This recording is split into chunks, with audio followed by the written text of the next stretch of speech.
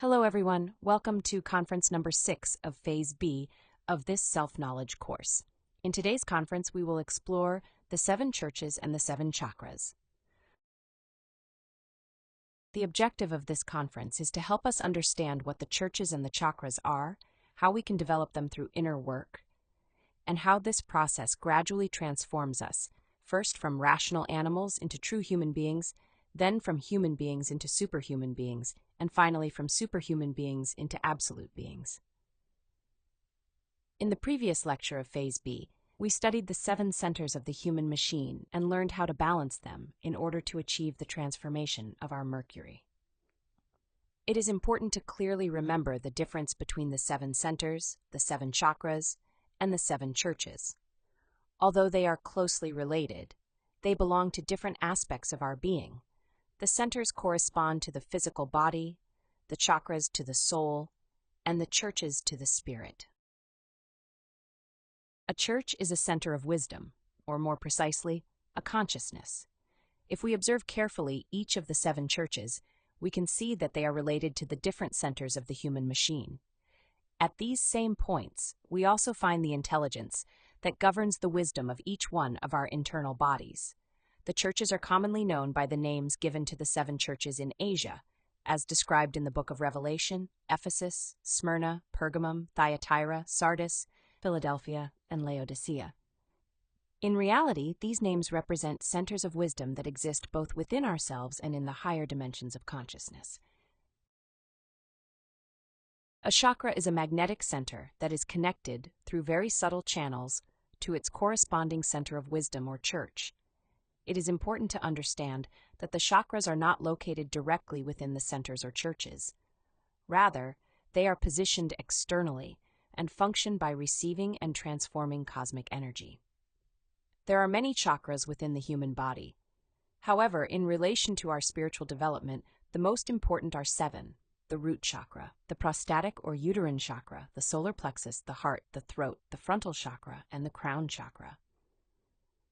All human beings possess these chakras, but at present they rotate in an inverted manner, instead of rotating clockwise, as they naturally should, and they are not properly developed. What we need to understand now is that within the cerebrospinal system there are 7 special points. At these points, in a higher dimension, are located the 7 churches within each human being. These 7 churches are, in essence, 7 forms of wisdom, or 7 states of consciousness. They exist both in the microcosm, the human being, and in the macrocosm.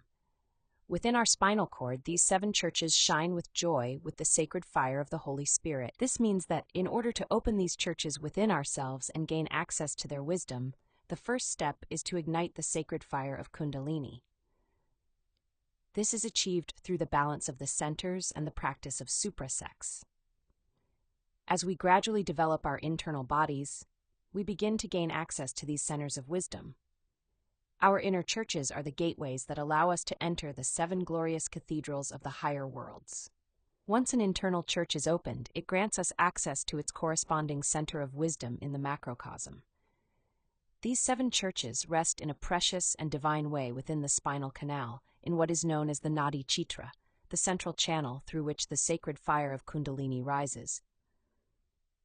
As the 7 churches awaken, the chakras, or sympathetic plexuses, also begin to activate in a positive way. It is very important to reflect deeply on this point. The awakening of the chakras must be the result of inner work.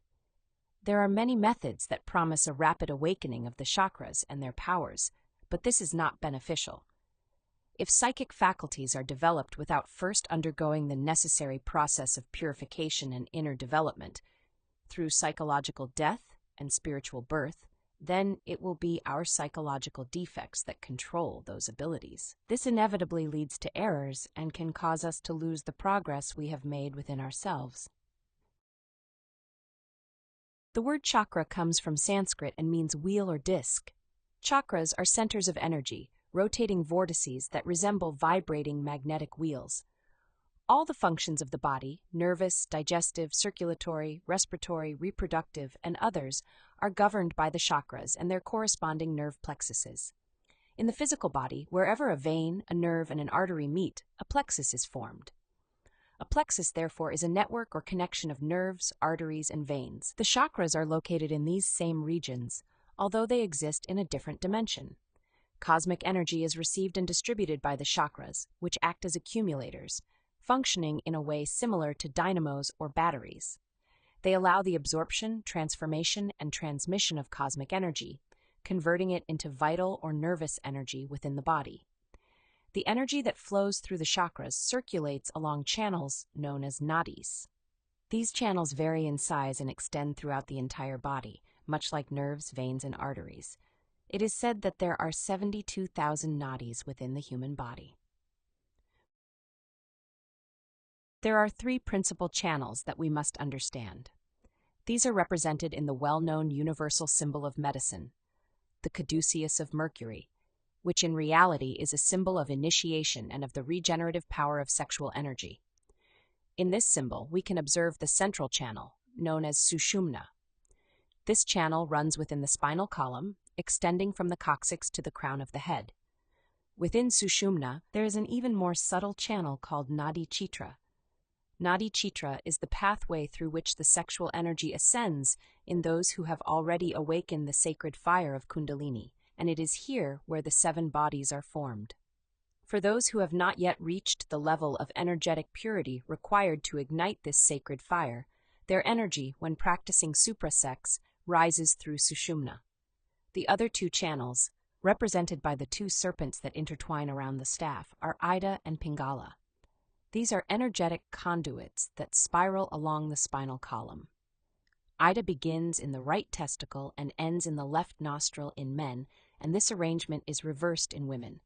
Pingala begins in the left testicle and ends in the right nostril in men, and is also reversed in women. It is through these 2 channels that the energy of single individuals ascends when they practice the sublimation of energy, as studied in Conference 46 of Phase A. Sublimation is very useful for solving our health problems. Sushumna rises from the coccyx to the point between the eyebrows, while Ida and Pingala ascend from the sexual glands, coiling around Sushumna as they rise. The 7 chakras are rooted in the astral body. They function as its senses and are closely connected to the 7 churches, since the chakras are in fact governed by the churches.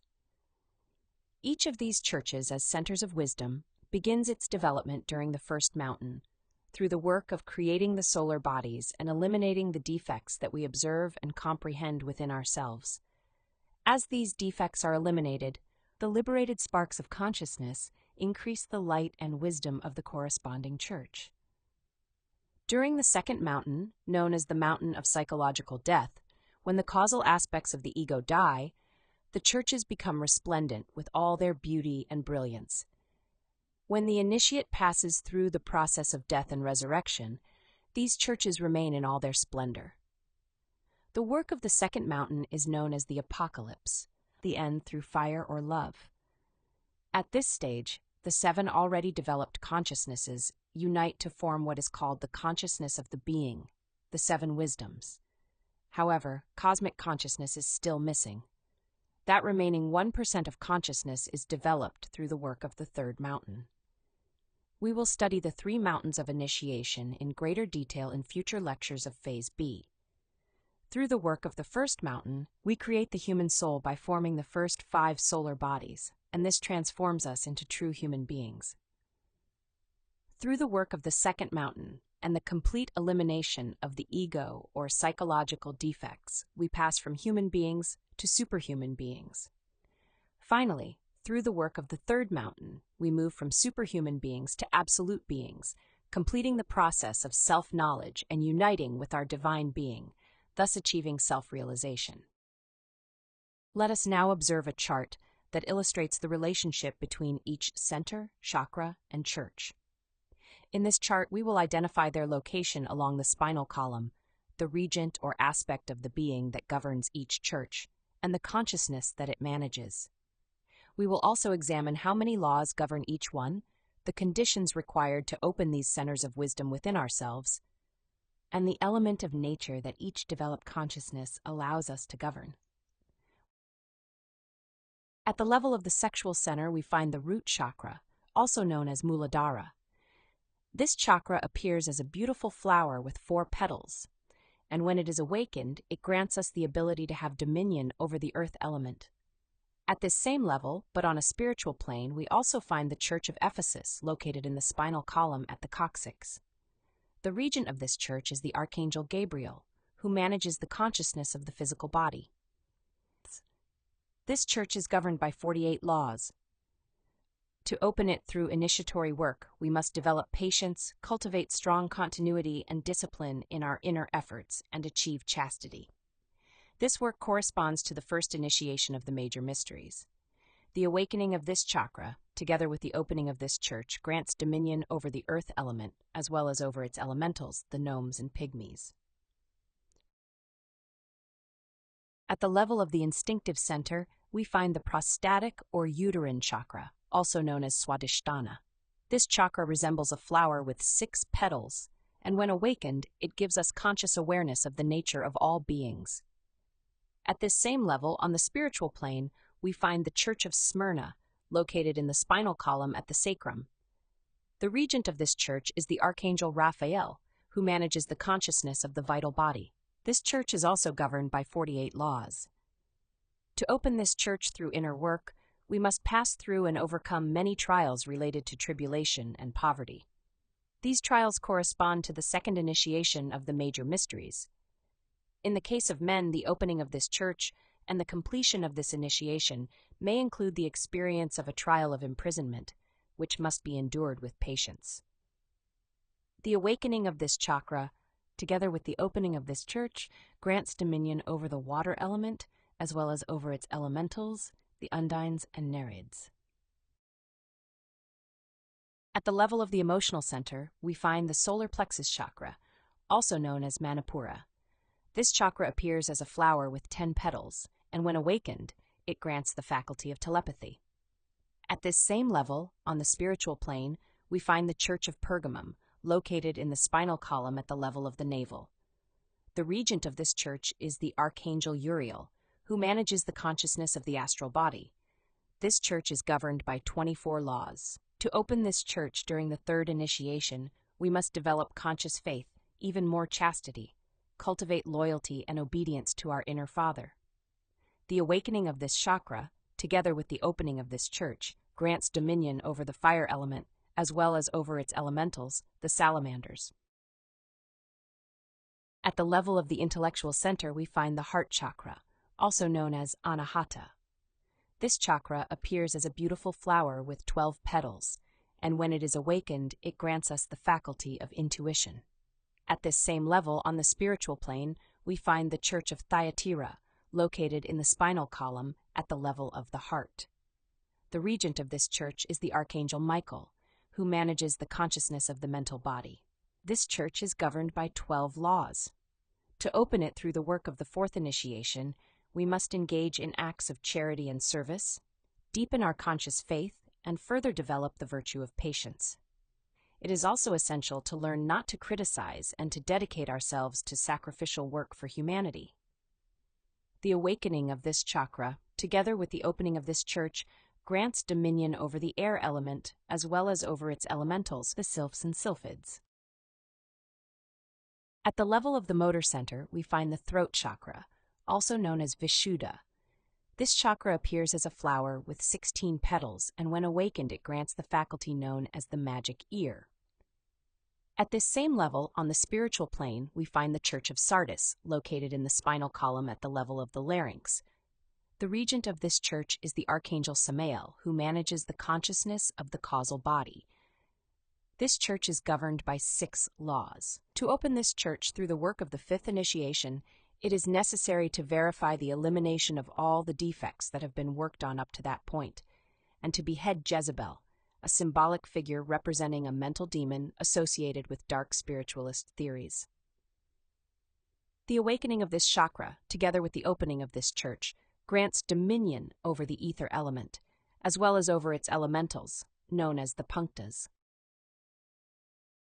At the level of the superior emotional center, we find the frontal chakra, also known as Ajna. This chakra appears as a flower with 2 petals, symbolizing the union of the 2 souls, the human and the divine, at this stage of the initiatory path.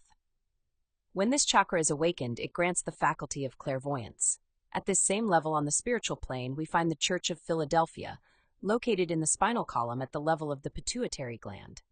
The regent of this church is the Archangel Zachariel, who governs the consciousness of the Buddhic body. This church is governed by 6 laws. To open this church, we must learn to see without judging, as we begin to develop the capacity to perceive reality clearly through clairvoyance. It is also necessary to cultivate great precision and accuracy in everything we do. The awakening of this chakra, together with the opening of this church, grants dominion over the Akash. At the level of the superior intellectual center, we find the crown chakra, also known as Sahasrara. This chakra appears as a magnificent flower with 1,000 petals, and when it is awakened, it grants the faculty of polyvoyance. At this same level, on the spiritual plane, we find the Church of Laodicea, located in the spinal column at the level of the pineal gland. The regent of this church is the Archangel Oriphiel, who manages the consciousness of the atmic body. This church is governed by only 3 laws. To open this church, we must learn the value of silence, since at this stage we begin to develop the capacity of knowing or perceiving everything, which is referred to as polyvoyance.